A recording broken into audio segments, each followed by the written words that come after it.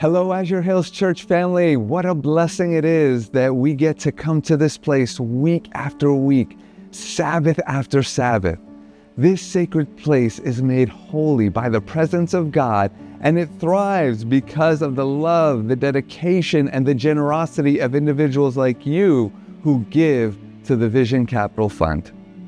Members like Deb Stottlemyer and so many others have poured their hearts and souls into making this a place where we all can encounter the presence of God. So today I'm excited that we get to hear a little bit more of Deb's story and the one that captures the essence of how God is moving in this place.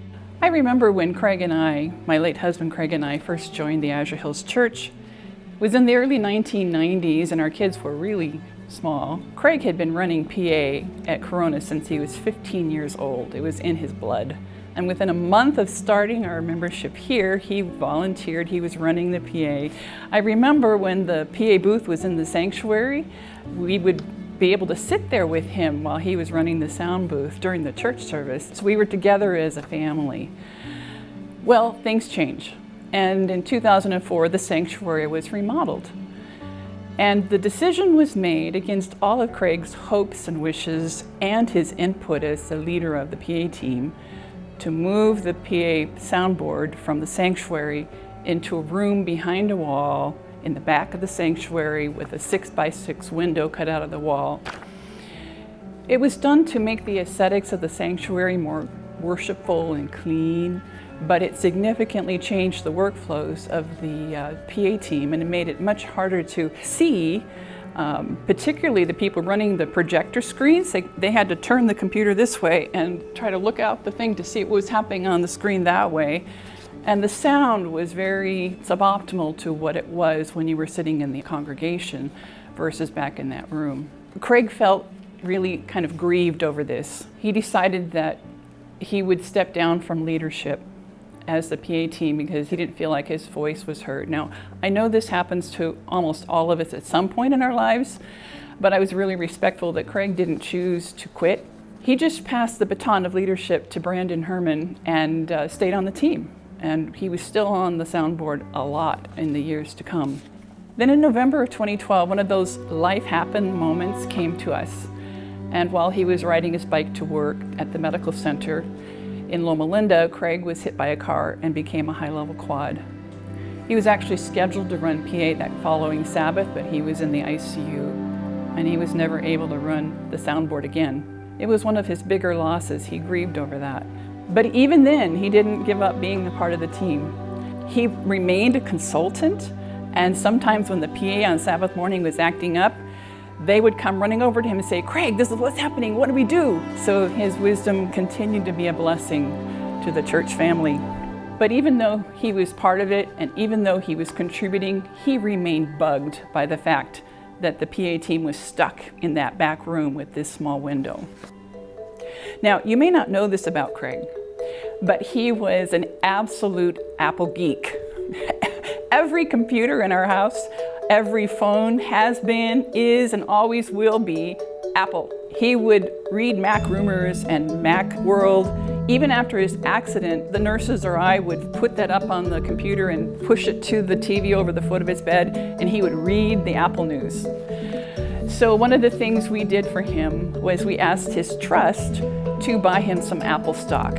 And he would look at the Apple stock and smile as he watched it perform over the years. It was one of the little joys in his life, being an owner of Apple stock. Then time marched on and his health deteriorated. And in July of 21, he died, full of faith in Jesus and absolute confidence that he would be given a whole and healed body in the next life. Now comes the part that still makes me cry.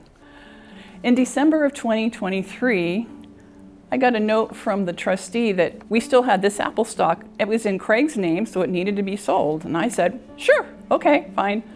And then I forgot all about it. Holidays came and went. You know, holidays are busy. And in January of 24 this year, I stepped into my new role as the co-head elder here at Azure Hills Church. A couple weeks later, Pastor Tara texted me and said, I want to ask you to pray over our audiovisual upgrade project. I said, okay. And she explained that the consultants who were putting in the new system kind of had the same philosophy that Craig had, that window was, well, their kindest word was inefficient. And they were recommending it be enlarged, that the PA room be completely reconfigured, that the window be widened and lowered to give the team a better line of sight for both the visual and for the audio. And I said, oh, Craig would like that. That's really cool. Yes, I will pray over that. The problem is with this project, it wasn't budgeted or approved by the capital project team, the church finance committee, the church board, and all of those approval processes would be required. And decision had to be made like within a week when they were going to start the project, because it could only be done when the church was empty and we were worshiping in the fellowship hall. And so there was a very short window of time to make this decision. Then something unexpected happened. Shortly after Pastor Tara texted me, I got a text from the trustee, and he told me he had sold Craig's stock and he had this money. What would I like him to do with it? And I went, oh, I think I know what we should do with it. So I talked to my kids, and we all agreed that Daddy would be so excited if his Apple stock went to pay for this project. Texted the church board chair and moved it forward. We sent a check over to the church office, and with the money in hand, the approval for all of those committees happened in one day. It was totally a God thing, and they were able to put it into the installation project.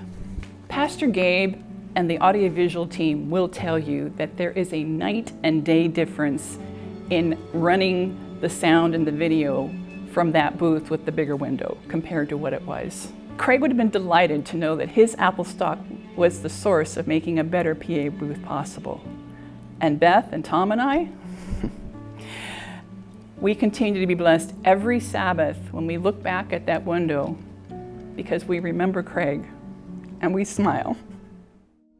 It's sacrifices like Deb's and Craig's that make this space more than just a campus. This becomes a place where we meet Jesus, where our lives are fulfilled, where our dreams come true. Sometimes, as with Craig's and Deb's story, it's the unmistakable hand of God, where a project estimate exactly matches a donor's gift. And sometimes the blessings will only be known when we meet God in the earth made new. This year alone, your generous gifts have completely transformed the Elias Community Center from a cramped storage area into a thriving hub where college students, young adults, and young professionals encounter God each week. Your giving has helped reseal our parking lot, ensuring a welcoming space for all who come. And through your support, we've begun work in the prayer garden, a place where dreaming will become a haven for people to experience God in nature. As we look forward to what God has in store for this place, we continue to thank you for partnering with us in the Vision in Action and Vision Capital Funds. Thank you for your heart for Azure Hills Church.